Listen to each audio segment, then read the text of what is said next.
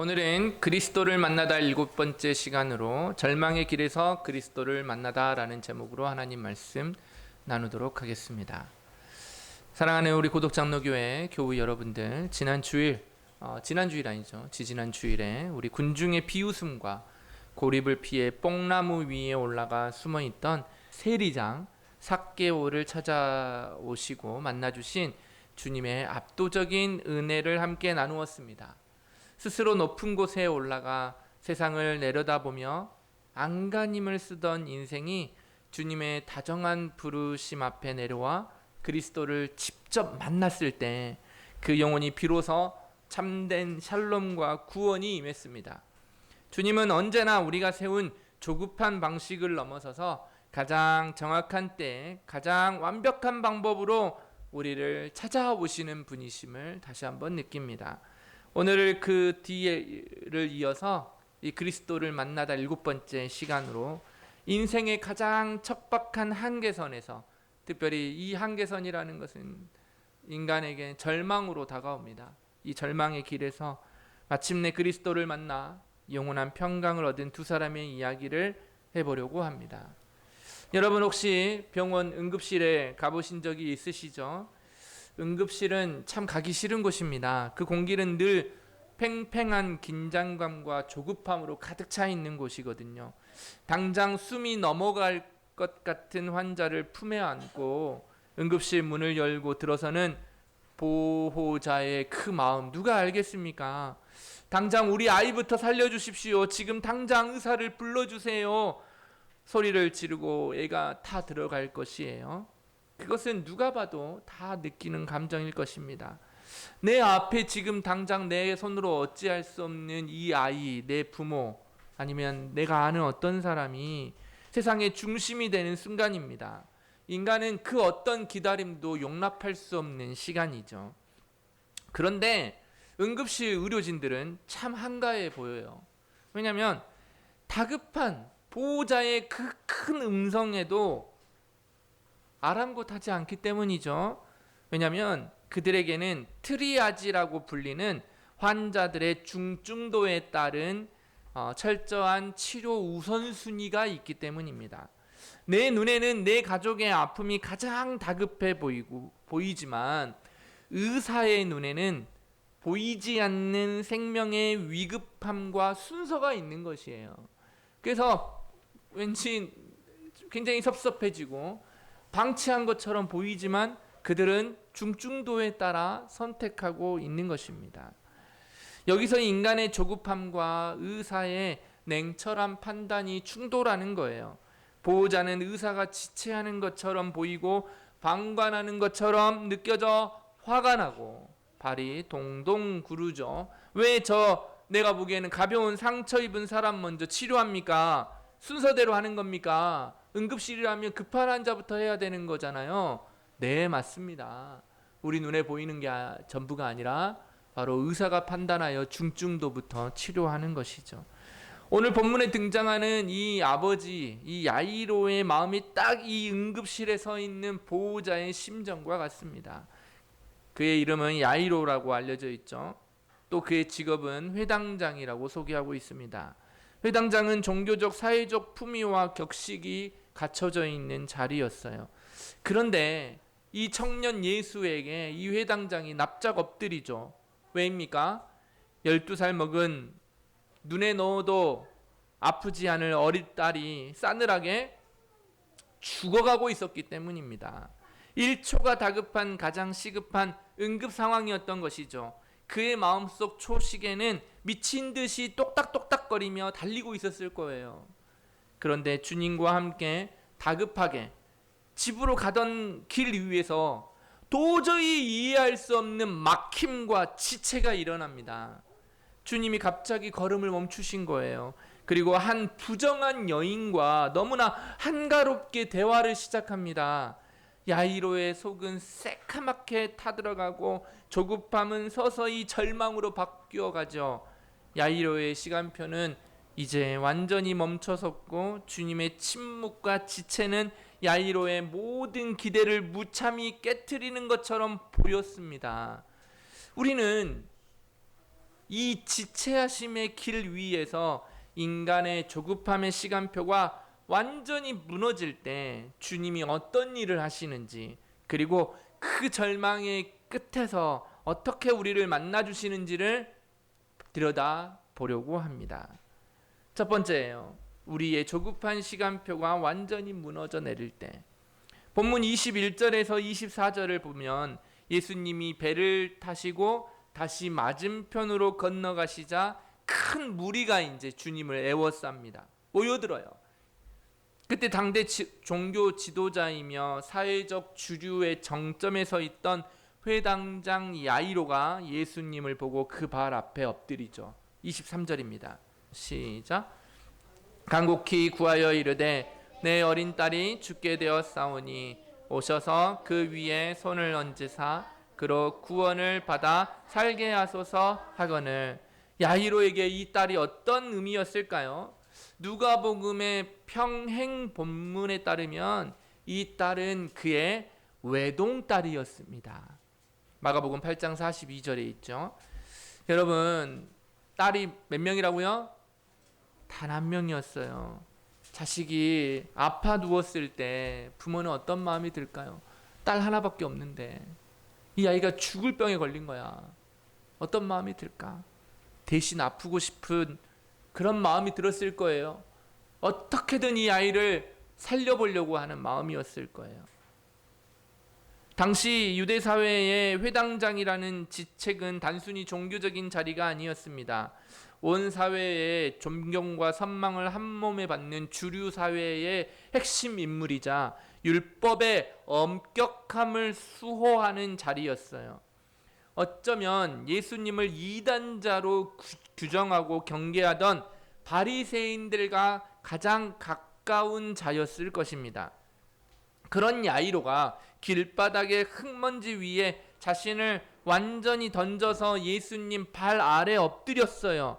평생을 쌓아 올린 사회적 체면도, 종교적 품위와 격식도, 자신을 지켜주던 기득권의 보호막도 딸의 생명 앞에 아무런 가치가 없었을 정도란 말이에요. 이렇게 야이로는 회당장이라는 체면도 율법적인 격식도 딸의 죽음을 살리기 위해 다 던져버린 겁니다. 그저 자식을 살리겠다라는 일념 하나로 예수님의 바짓가랑이를 붙잡은 거예요. 수많은 군중이 쳐다보고 있었지만 아버지의 사랑은 사회적 수치심보다 더 강했습니다. 그러자 예수님이 이런 절박함을 보시고 흔쾌히 동행해 주십니다. 이때까지만 아주 좋아요. 이제 예수님만 집에 도착하셔서 딸의 몸에 손을 얹으시면 모든 문제가 해결될 것처럼 보였습니다. 야이로의 마음속 시계는 응급 구급차의 차량의 사이렌 소리보다 요란하게 울리고 있었을 거예요. 빨리 가야 합니다. 빨리 가야 돼요. 더 속도를 내야 합니다. 주님, 제발 좀 더 발걸음을 재촉해 주세요. 라는 마음이 계속 들었을 거예요. 그런데 바로 그때 그 길 위에서 뜻밖의 복병을 만나죠. 12년 동안 유출병을 앓으며, 혈류병이라고 돼 있는데 피가 계속 나는 유출병입니다.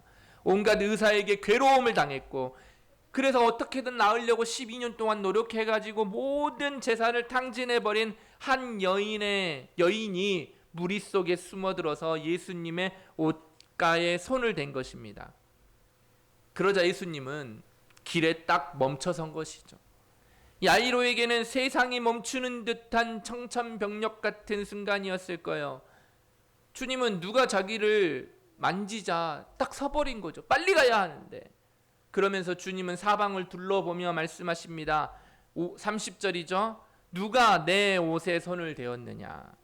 제자들은 이 상황이 너무나 황당해서 다음과 같이 31절에 말합니다. 제자들이 여짜오되 무리가 애워싸 미는 것을 보시며 누가 내게 손을 대었느냐 물으시나이까. 아니 예수님, 지금 사람들이 굉장히 많아가지고 어땠다는 거예요? 밀려가고 있는 순간인데 누가 손을 댑니까? 여러분 지옥철 타보신 적 있습니까? 아니면 사람이 엄청 많은 콘서트장 한번 가본 적 있어요? 경기장 가본 적 있어요? 그냥 밀려갑니다. 밀려가요. 그냥 나는 가만히 있는데 그냥 이렇게 가는 경우가 있어요. 거기서 누가 나에게 내 옷가, 내 몸도 아니고 내 옷자락에 손을 댔다는 것을 그렇게 중요한 일입니까? 사람이 그렇게 많으면 다 이렇게 비벼지는 거잖아요. 수많은 인파가 서로 부딪히며 밀치는 이 길거리에서 누가 만졌느냐고 멈춰서서 물어보는 주님의 행동이 도무지 이해가 되지 않았던 것입니다. 그러면 그 곁에 서 있었던 야이로의 마음은 어땠을까요? 아마 가슴을 쥐어뜯으며 속으로 비명을 지르고 있었을 겁니다. 예수님, 지금 길거리에서 한가롭게 손을 댄 사람을 찾을 때가 아닙니다. 제 딸의 숨이 곧 넘어갑니다. 저 여인은 12년이나 되었다면서요. 그렇다면 몇 시간 뒤에 고친다고 뭐가 달라집니까? 하지만 제 딸은 지금 당장 죽어갑니다. 제발 서둘러 주십시오. 여러분, 우리도 이럴 때가 있지 않습니까? 우리 인생에 이럴 때가 많아요. 1분 1초가 급한 고통의 순간이 기어코 우리의 평온한 일상에 침투하여서 우리 마음의 안방을 차지할 때가 있습니다. 당장 이 재정에 막힌 문제가 오늘 해결되지 않으면 내일 아침 부도가 날 것 같고, 당장 이 질병의 치유가 일어나지 않으면 내 삶의 모든 성벽이 와르르 무너질 것만 같은 이 절박함이 밤마다 우리의 숨통을 짓누릅니다. 그래서 당장 지금 1초가 아까운 거예요. 지금 이 순간 해결을 받아야 되는 것이죠. 그래서 해결이 안 되면 내 속은 새까맣게 타들어갑니다. 내 마음속 시계는 미친 듯이 똑딱똑딱똑딱똑딱 거리면서 내 심장은 두근두근 거리게 만들죠. 파멸을 향해 달려가는 것처럼, 브레이크 없는 기관차처럼 계속 미친 듯이 달려가는 거예요. 그런데 그렇게 하나님 앞에 매달리고 하나님 도와주십시오, 해결해 주십시오, 도와주십시오라고 기도해도 하나님의 시간표는 멈춰선 것처럼 고요하기만 한 거예요. 우리는 기도의 자리에 엎드려서 밤낮으로 눈물을 흘리며 비명을 지르듯 울부짖습니다. 주님, 당장 응답해 주십시오. 지금 당장 제 손을 잡아 주십시오. 주님마저 이렇게 지체하시면, 주님마저 나를 놓으시면 제가 어떻게 살 수 있겠습니까? 제 인생 이대로 끝나는 것입니다. 그러나 여러분, 이 조급함과 두려움의 깊은 바닥에는 무엇이 도사리고 있습니까? 내 시간표대로 흘러가야만 내 삶이 안전할 것이라는 내가 세운 내 삶의 내 결정입니다. 결국 내가 내 인생의 주인이라는 무겁고도 교만한 착각이 들어앉은 것이죠. 내 눈에 보이는 내 재정의 위기, 육신의 질병이 온 우주의 중심이 되어 나를 얽매고 있는 거예요. 우리 예전에 함께 살펴봤던 요셉과 그의 형제들 기억하십니까? 형들의 시기심과 미움에 밀려서 물 없는 구덩이에 던져졌던 요셉, 보디발의 차가운 감옥에 던져졌던 요셉, 그 요셉의 조급함을 기억하십니까? 요셉의 눈에는 모든 것이 멈춰선 시간표와 같았어요. 모든 순간순간들이 꼬여만 갔어요. 그러니 그의 인생은 영원한 파멸처럼 보였을 것입니다. 1분 1초가 고통이었을 거예요. 당장 여기서 나를 건져내 주시지 않으면 나는 망합니다. 비명이 터져 나왔을 거예요. 하지만 여러분, 우리는 그의 인생 전반을 섭리하시는 하나님의 신실하신 은혜와 사랑이 그와 함께 했다라는 것을 알고 있습니다. 하나님은 요셉이 당장 비명을 지르며 엎드려진 그 메마른 구덩이 속에서조차, 눈물 흘리던 감옥의 한복판에서조차 그의 생명을 완벽하게 보존하고 계셨고, 하나님께서는 언약 백성을 전체를 살리실 위대한 구원을 계획하고 계셨다라는 사실이죠. 그러므로 우리가 생각하는 시간표와 하나님이 생각하는 시간표는 전혀 다르다는 사실을 알 수 있어요. 그런데 문제는요, 단순히 예수님이 시간을 지체하는 것을 넘어서 35절을 보시죠. 아직 예수께서 말씀하실 때에 회당장의 집에서 사람들이 와서 이르되 당신의 딸이 죽었나이다. 어찌하여 선생을 더 괴롭게 하나이까. 이게 끝이라고 생각했지만 완전히 끝은 아니잖아요. 근데 지금 야이로의 입장에서는 뭡니까? 완전히 끝나버린 거죠. 끝이에요. 그 전에는 끝날 것 같다라는 거였고 지금은 끝나버렸어요. 늦었습니다. 이미 상황은 끝나버렸어요. 당신의 딸이 차갑게 이제 식어버린 것이죠. 그러니까 예수님을 귀찮게 하지 말라라는 이 냉혹한 절망의 선언 앞에 야이로의 마음은 어땠을까요? 완전히 내려버렸을 거예요. 인간의 계획이 조급했던 시간표가 완전히 깨어져 파산해버린 것이죠. 죽음 앞에서는 그 어떤 인간의 수단도 소망도 들어설 자리가 없기 때문이에요. 그러나 여러분, 여기서 하나님이 우리에게 보여주시는 것, 그리스도를 통하여 우리에게 보여주시는 것을 꼭 기억해야 돼요. 우리는 끝날 것 같을 때도 힘들지만 진짜 끝나버렸을 때는 완전히 절망에 빠지는데, 인간의 모든 수단이 끝나서 더 이상 아무것도 할 수 없다라고 손을 놓는 바로 그 자리가 비로소 하나님의 주권적인 구원 역사가 시작되는 자리라는 거예요. 우리의 시간표가 완전히 파산해버린 그 절망의 자리에서 주님은 우리가 알지 못하는 하나님의 감추어진 오묘한 지혜를 준비하고 계신다는 사실이죠. 주님의 지체하심은 외면이 아니고 거절이 아니고 우리의 얄팍한 계산을 무너뜨리고 오직 주님 자신만을 의지하는 진짜 믿음을 선물하기 위한 계획이라는 거예요. 더 크고 영광스러운 부활의 생명을 보여주시기 위한 거룩한 대기, 웨이트라는 거예요.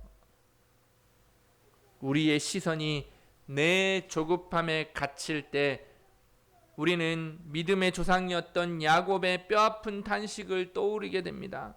기근의 절벽 끝에서 요셉도 잃고 시므온도 잃고 이제 마지막 소망인 베냐민도 빼앗기게 되었을 때 야곱은 가슴을 쥐어뜯으며 이렇게 비명 질렀거든요. 창세기 42장 36절에 보면 이 일은 다 나를 해롭게 함이로다. 내 마음대로 내 기대대로 되지 않는 모든 것, 이것도 안 되고 저것도 안 되고 이것도 안 되고 이것도 빼앗기고 이것도 빼앗기고 이것도 빼앗기고 다 빼앗기면 어떻게 될까요? 사람은 절망 속에 거한다는 것이죠. 하지만 야곱의 눈에는 하나님의 시간표가 자신을 파멸로 몰고 가는 잔인한 외면이자 냉혹한 거절처럼 보였어요. 일이 꼬일 대로 꼬이고 내게 가장 소중한 것들을 하나씩 빼앗아가는 그 시간이야말로 야곱에게 있어서는 밝아오지 않을 밤처럼 느껴졌을 거예요. 똑같이 예수님이 길을 멈추는 순간 야이로의 가슴을 짓누르던 어두움이 바로 이 야곱의 어두움이었을 거예요. 야이로의 눈에는 이 혈류증 여인의 치료는 내 딸을 해롭게 하는 지체였고, 예수님의 멈춤은 내 딸을 죽음으로 밀어넣는 잔인한 방관처럼 보였을 거예요. 주님, 저 여인의 병은 12년이나 묵은 병인데 몇 시간 뒤에 고치면 됐잖아요. 지금 내 딸은 당장 숨이 넘어가고 있잖아요. 그런데 왜 주님은 이 여인을 붙잡아서 내 딸이 죽게 했습니까? 라는 마음이 들겠죠. 그러나 여러분, 야곱이 나를 해롭게 한다며 통곡했던 그 모든 막힘과 지체의 순간이 사실 야곱의 온 가족을 살리기 위한 하나님께서 애굽 땅의 생명의 양식을 가장 완벽하게 예비해 두시고 그의 걸음을 인도하신 구원의 과정이었어요. 야곱의 시간표는 완전히 깨어져 파산한 것처럼 보였지만 그 인생 전체를 가장 선한 길로 인도하시는 주님의 신실하신 시간표였다는 거예요. 그래서 그 시간표는 단 1분 1초도 허투루 쓰여진 일이 없었어요. 야이로의 지체함도 마찬가지라는 말이에요. 주님이 가시는 길을 멈추신 것은 야이로의 다급함을 외면하신 것이 아니에요. 오히려 12년 동안 정결함을 잃고 죽어가던 한 여인을 딸이라고 부르시며 그의 영과 육을 완전히 구원하시는 거룩한 기적의 현장을 야이로에게 똑똑히 보여주시기 위함이었어요. 야이로야, 보아라, 내 옷자락만 만져도 12년의 저주가 끊어진단다. 그러니 낙심하지 말아라. 너의 딸의 구원도 내 손에 있단다. 주님은 야이로에게 더 크고 영광스러운 믿음을 선물하시기 위해 잠시 그 자리에 멈추어 선 것이죠. 그러므로 우리는 우리 눈에 보이지 않는 감추어진 지혜를 신뢰해야 합니다. 여러분, 왜 주님이 가시던 길을 멈춰 섰다고요?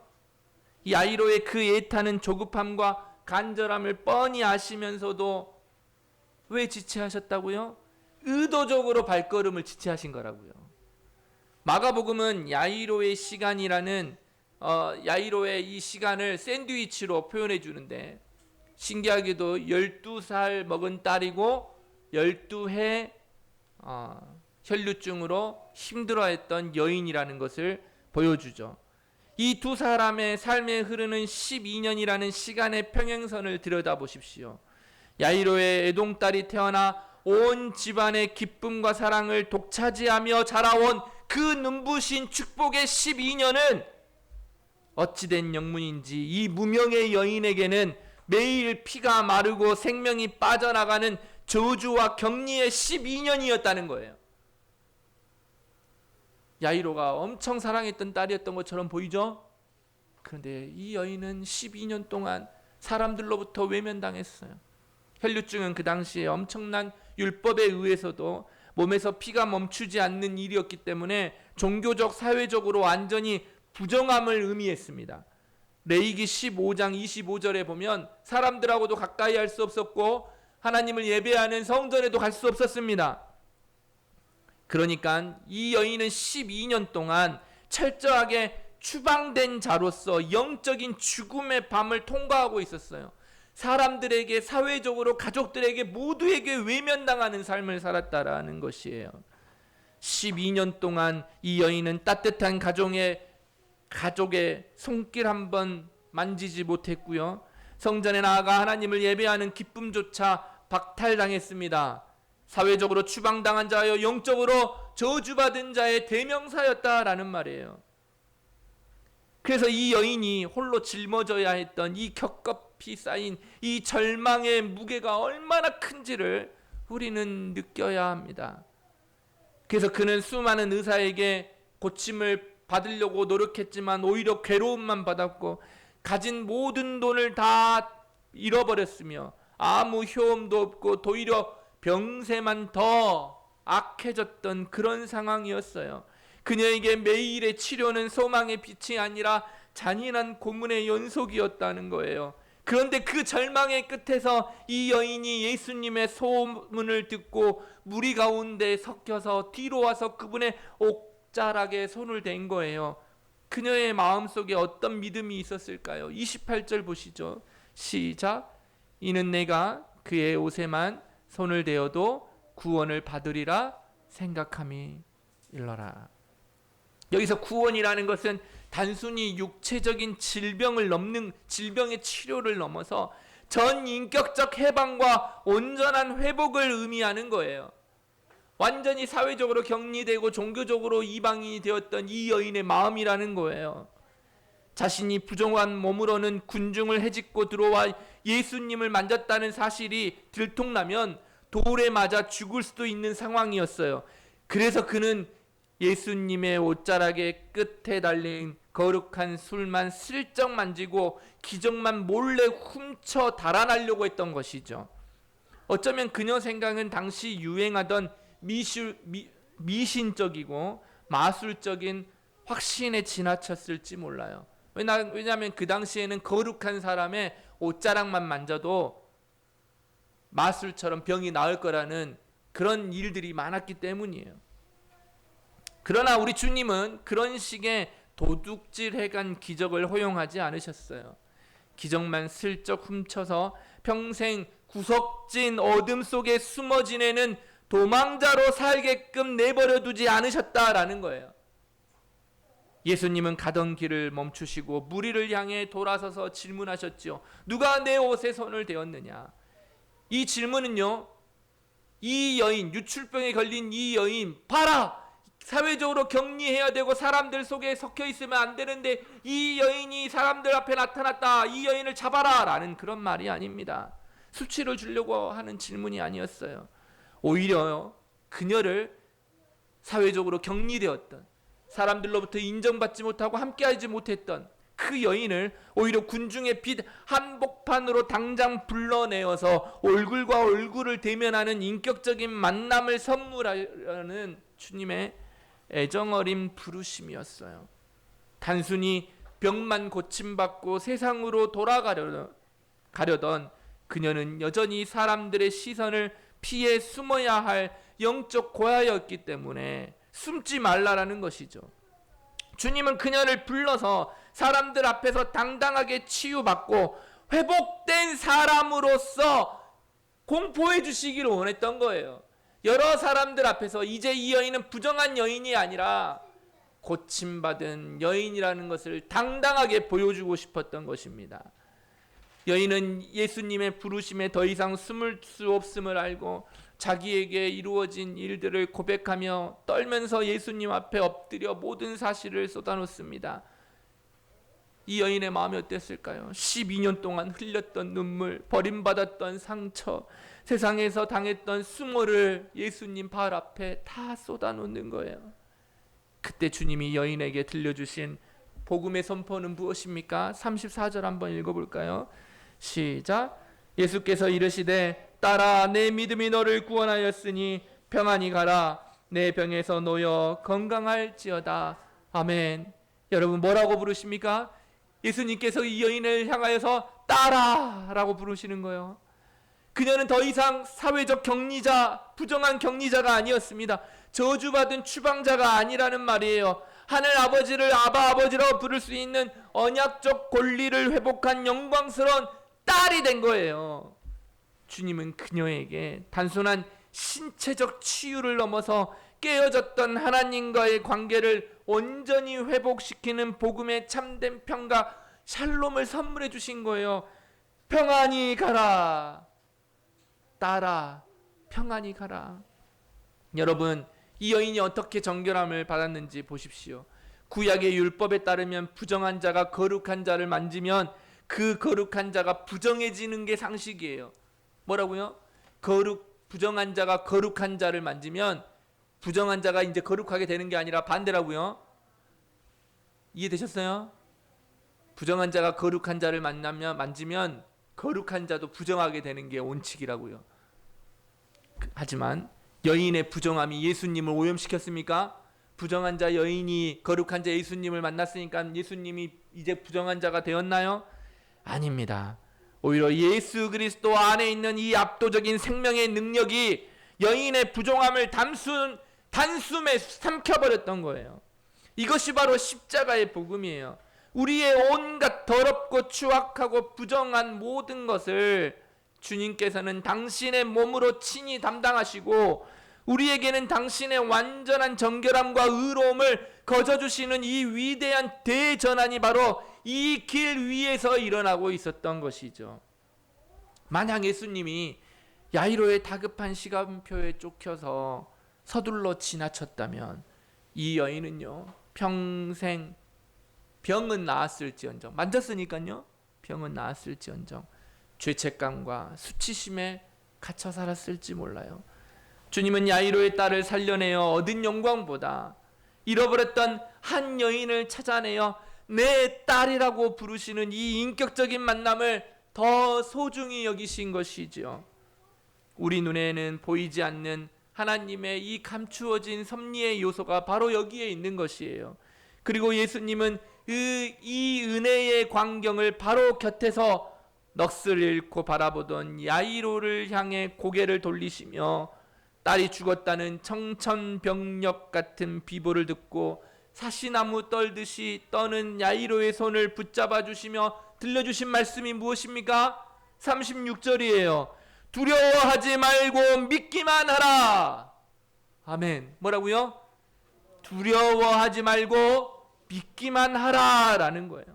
야이로야, 너 지금 방금 저 여인을 보았지? 세상에서 버려졌고 12년 동안 피가 마르지 못해 죽어가던 저 여인 말이야. 사회적으로도 지탄받고 부정한 여인이라고 불렸던 저 여인 있잖아. 저 여인이 내 옷자락 하나로 정결하게 되었고 하나님의 딸로 인정받는 신분을 다시 얻었어. 사망의 권세가 너의 딸을 삼켰다고 속삭이는 세상의 소리에 귀를 닫아라. 두려워하지 말고 방금 저 여인이 보여준 그 믿음을 너도 가져라 라고 말씀하시는 거예요. 주님은 이 혈루증 여인의 사건을 야이로의 눈앞에 보여주심으로써 야이로가 가졌던 그 얄팍한 기적, 내 시간표대로 즉각적으로 움직여야 한다는 그 초보적 믿음. 하나님, 내 나이가 몇인지 압니까? 더 이상 못해요. 내 체력이 이제 한계가 이루어진 것 같아요. 이런 내 판단, 내 시각을 완전히 깨트린 거예요.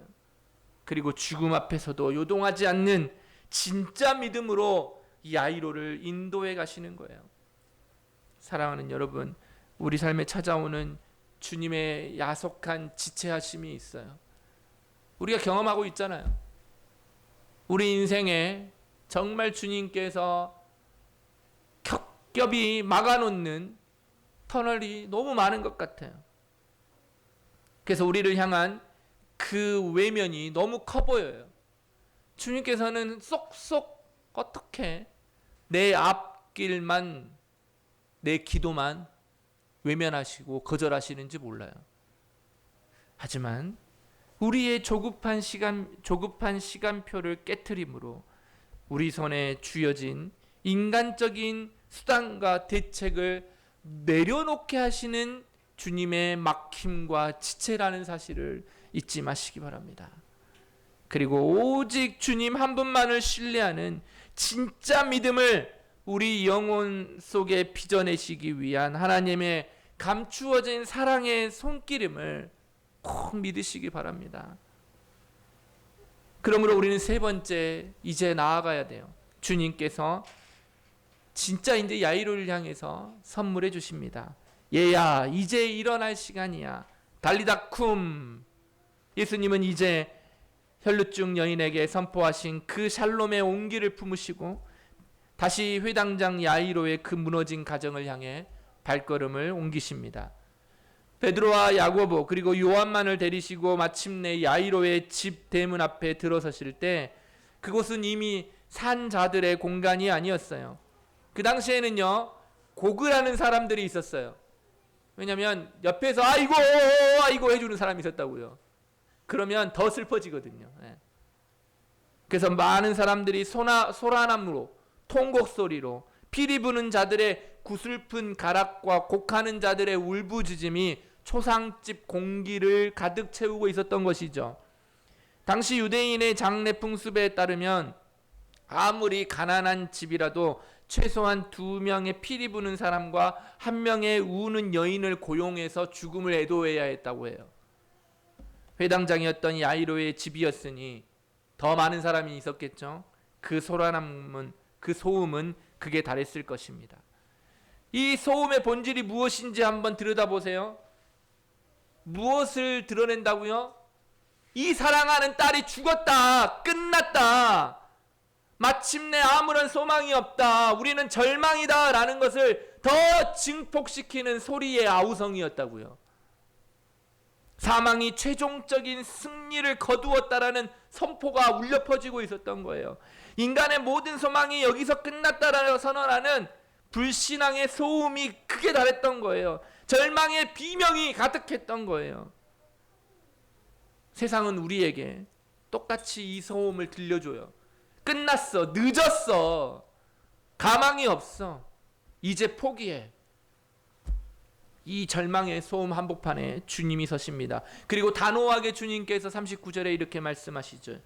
39절 한번 읽어볼까요? 시작. 너희가 어찌하여 떠들며 우느냐? 이 아이가 죽은 것이 아니라 잔다. 아멘. 사망 선고를 내린 의사들과 이미 차갑게 식어버린 시신을 눈으로 확인한 사람들에게 이 말씀은 터무니없는 미친 소리로 들렸을 거예요. 그래서 성경은요, 그들이 예수님을 뭐 했다고 합니까? 비웃더라. 그들이 비웃더라. 40절. 방금 전까지 직업적으로 통곡하던 자들이 생명의 주관자이신 예수님의 말씀 앞에 순식간에 조롱과 비웃음으로 돌변하고 있어요. 얼마나 싸늘한 현실입니까? 아이고 아이고 하다가 예수님의 말씀 한마디에 비웃었대요. 이렇게 현실은 냉혹합니다. 주님은 그때 어떻게 하십니까? 그 비웃는 무리들을 단호하게 밖으로 밀어내셨어요. 마가는 여기서 내쫓다라는 단어를 사용하는데 이것은 강력한 단어입니다. 무슨 말이냐면 예수님이 채찍으로 성전에서 장사꾼들을 내모셨을 때, 그때 내쫓으셨을 때, 아니면 더러운 귀신들을 강제로 내쫓아내셨을 때 쓰셨던 그 단어예요. 주님은 은혜의 현장을 오염시키는 불신앙의 소음, 절망의 비웃음을 단호하게 추방시켜버린 거예요. 오직 아이의 부모와 세 제자만을 데리고 이 차가운 침묵이 흐르는 아이가 누워있는 방으로 들어가신 것이죠. 방 안에는 미동도 없이 누워있는 사랑스러운 12살 소녀의 시신이 있었습니다. 율법에 따르면 시체를 만지는 자는 누구든 막론하고 부정을 입어서 격리해야 했어요. 그러나 주님은 주저하지 않으시고 그 소녀의 차갑고 굳어버린 손을 잡습니다. 구약의 상식이 다시 한번 뒤집어지는 것이죠. 시체의 사망과 부정함이 예수 그리스도를 오염시킨 게 아니에요.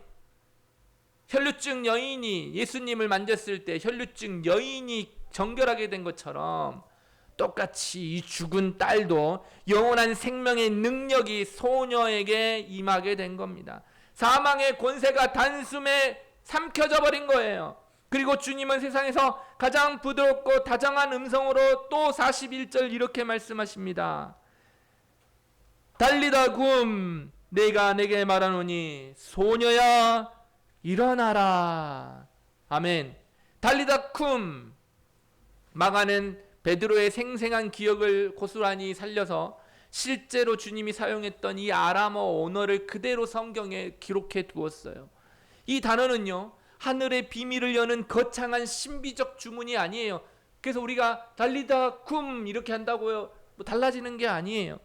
당시 유대인 가정에서 매일 아침 어머니가 사랑하는 자녀의 머리를 쓰다듬으며 단잠을 깨울 때 쓰던 지극히 일상적이고 다정한 말이에요.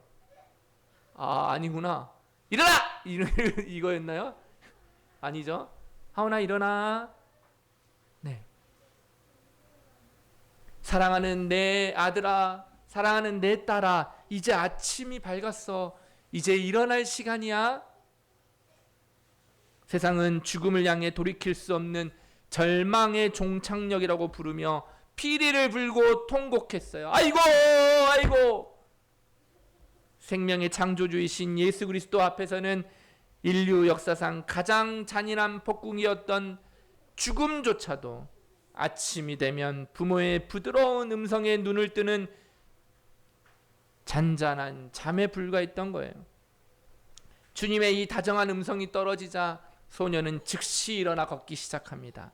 12년 동안 피가 마르며 영적인 죽음을 통과하던 여인이 사람들 앞에 당당한 딸로 살아났듯이 12년 동안 부모의 사랑을 받다가 죽었던 소녀가 다시 눈을 뜬 거예요. 절망의 길에서 그리스도를 대면했을 때 사망의 법은 생명의 법 아래 완전히 파산해버린 것입니다. 사랑하는 여러분, 그렇다면 이 기적과 같은 은혜, 이 부활의 샬롬이 오늘 어떻게 저와 여러분에게 거저 주어지게 됐습니까? 우리 주님께서 십자가에 못 박혀 달려 돌아가실 때를 기억하십시오. 그때 성부 하나님께서는 야속하리만큼 처절하게 침묵하셨습니다. 예수님이 온 인류의 죄악을 짊어지시고 십자가 위에서 나의 하나님 어찌하여 나를 버리시나이까 라고 절규하며 비명을 지르셨을 때 하나님은 그분의 시간표를 늦추지 않으셨고 죽음의 잔을 옮기지 않으셨어요. 독생자 우리 주 예수 그리스도가 영원한 어둠과 사망의 음침한 방 안으로 완전히 내려가 차가운 시신이 될 때 성부 하나님께서는 완전히 고개를 돌리셨습니다. 예수님께서 십자가 위에서 성부 하나님의 손을 놓지 않으셨기 때문에 오늘 그분은 절망의 수렁에 빠져 차갑게 식어가는 저와 여러분의 손을 영원히 놓지 않고 단단히 붙잡아 주실 수 있게 되었어요. 주님이 영원한 죽음의 방 안으로 기꺼이 들어가 스스로 갇히셨기에 우리는 영원한 생명의 방 안으로 당당히 들어가 복을 얻게 된 것입니다. 우리가 함께 고백했던 하이델베르크 요리문답 1문답 위대한 선포를 기억하십시오. 살아서나 죽어서나 당신의 유일한 위로는 무엇입니까? 살아서나 죽어서나 나는 나의 것이 아니요 몸도 영혼도 나의 신실하신 구주 예수 그리스도의 것입니다. 예수님이 십자가에서 흘리신 보혈로 우리의 모든 죄를 완전히 대속하셨고 마귀의 모든 권세에서 우리를 해방하셨으며 하늘 아버지의 뜻이 아니고는 우리의 머리카락 하나도 상하지 않도록 오늘도 우리를 보존하고 계십니다. 그러므로 주님 안에 있는 성도에게는 인생의 지체함도 뼈아픈 막힘도 심지어 육신의 죽음마저도 결코 실패나 끝이 될 수 없습니다. 우리 인생의 가장 마지막 날, 우리 호흡이 끝나는 날, 안방의 커튼이 닫히듯 눈을 감는 그 순간에도 주님은 우리 손을 잡으시고 가장 부드럽고 다정한 음성으로 우리를 깨우실 것입니다. 달리다 쿰, 사랑하는 내 딸아, 내 아들아, 이제 밝고 영원한 새 아침이 밝았단다. 일어나 나와 함께 영원한 나라로 가자. 사랑하는 고독장로교회 교우 여러분들, 오늘 우리는 절망의 길 위에서 주님을 대면하고 참된 생명을 얻은 두 사람의 이야기를 함께 들여다보았습니다. 회당장 야이로는 회당장의 체면과 율법의 품위를 모두 길바닥에 내던지고 예수의 발 아래 엎드렸습니다. 12해를 앓던 여인은 세상의 온갖 의사들에게 괴로움을 당하고 모든 재산을 탕진한 끝에 마침내 아무도 모르게 예수님의 옷자락을 붙잡았습니다. 이 두 사람에게는 한 가지 공통점이 있었지요. 자신들이 붙잡고 있던 인간적인 수단과 대책이 철저하게 파산해버린 자들이었습니다. 그러나 여러분, 우리는 모든 시간표 속에서 역사하시는 분이 누구이신지를 잘 기억합니다. 하나님은 구역 백성들의 모든 삶을 통해서 그들을 눈동자처럼 돌보시고 보존하시는 신실하신 하나님이셨습니다. 구약의 모든 백성들의 조급함에 이끌려 움직이지 않으셨지만 하나님께서는 그들을 가장 선하고 바르고 좋은 길로 이끄셨던 분이십니다. 오늘 우리의 인생의 걸음도 마찬가지입니다. 혹시 오늘 예배의 자리에 나오면서 마음으로 주님, 왜 제 삶에는 이토록 응답이 지체됩니까? 왜 제 간절한 기도를 들으시면서도 태어난 길을 멈추고 계십니까? 원망하며 조급해하고 계시지는 않습니까? 내 사업이, 내 건강이, 내 자녀의 미래가 이미 차갑게 식어 죽어버린 것 같아서 마음속으로 스스로 사망 선고를 내리고 절망의 피리를 부르고 있지 않으십니까? 절망의 길 한복판에서 우리를 기다리는 그리스도를 바라봅시다. 주님은 결코 늦으시는 법이 없으십니다. 주님의 야속한 지체하심은 외면이나 거절이 아닙니다. 우리의 얄팍한 조급함을 깨트리시고 오직 주님 자신만을 의지하는 진짜 믿음을 우리 영혼 속에 빚어내시기 위한 하나님의 감추어진 사랑의 손길입니다. 우리가 절망하여 손을 놓아버린 바로 그 자리가 비로소 하나님의 주권적인 구원의 역사가 시작되는 자리입니다. 세상이 들려주는 이 불신앙의 소음들을 단호하게 내쫓으십시오.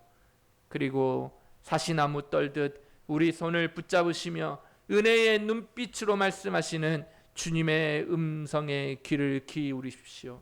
마가복음 5장 36절에 이 말씀을 꼭 기억하십시오. 두려워하지 말고 믿기만 하라. 아멘. 우리 인생의 가장 마지막 날, 이 땅의 호흡이 끝나고 우리의 인생의 커튼이 닫힌 듯한 그 순간에도 우리 주님은 가장 다정하고 익숙한 목소리로 우리를 깨우실 것입니다. 달리다 쿰, 사랑하는 내 아들 내 딸아 수고하였다. 이제 영원한 새 아침이 밝았다. 이 샬롬이 우리 고독장로교회 모든 교우들 심령 위에 가득하기를 주의 이름으로 간절히 축원합니다. 아멘.